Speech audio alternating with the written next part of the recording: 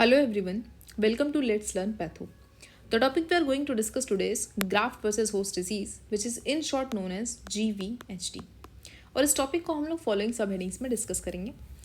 Starting with the introduction part हम बात करेंगे examples of GVHD, then mechanism of development of GVHD, types of GVHD, how we can prevent GVHD and lastly about its treatment. Starting with the introduction part, GVHD is also known as Runts disease in case of mice and cattles. अब normally क्या होता है ना, जब भी हम कोई transplantation करते हैं तो हमारा होस्ट ग्राफ्ट को रिजेक्ट करता है, ठीक है. लेकिन यहाँ पे उल्टा होता है. यहाँ पे हमारा ग्राफ्ट जो है it mounts an immune response against host and rejects the host.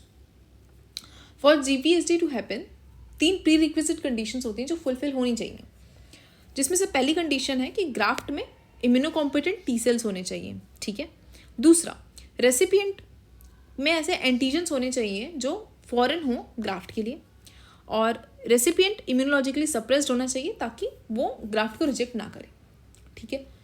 उसके बाद एग्जाम्पल्स, मतलब कौन कौन सी कंडीशंस हैं जहाँ पे हमें ग्राफ्ट वर्सेस होस्ट डिजीज देखने के लिए मिलती है. तो most commonly it is associated with allogeneic haematopoietic stem cell transplantation.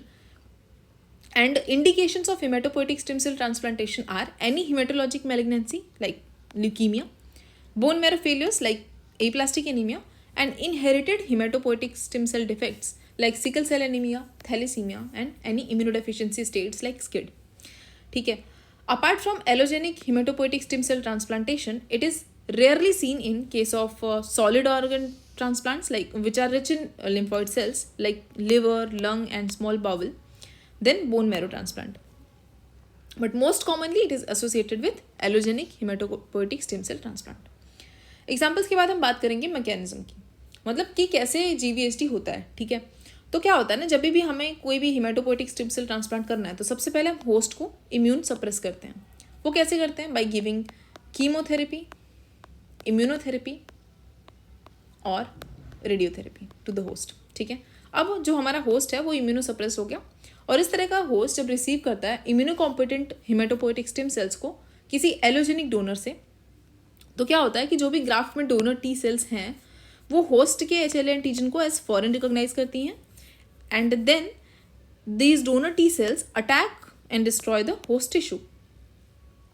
मतलब ये एक टाइप 4 हाइपर सेंसिटिविटी रिएक्शन का एग्जाम्पल है, जहाँ पे डोनर टी सेल्स जो हैं वो क्या कर रही हैं, डिस्ट्रॉय कर रही हैं होस्ट टिश्यू को.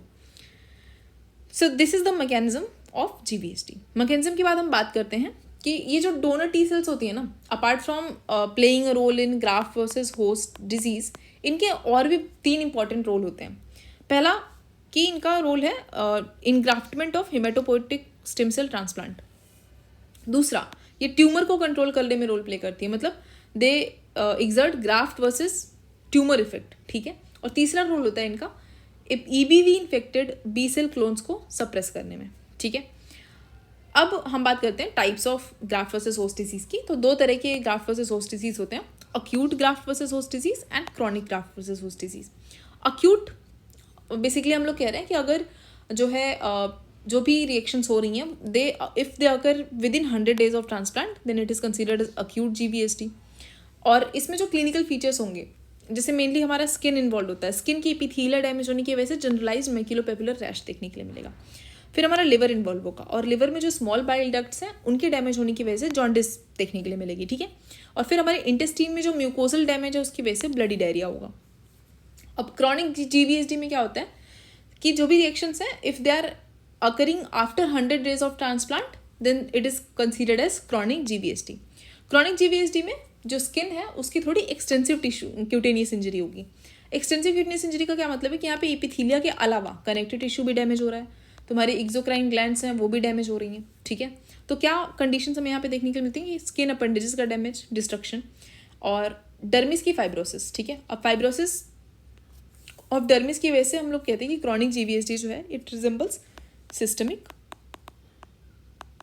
स्क्लेरोसिस.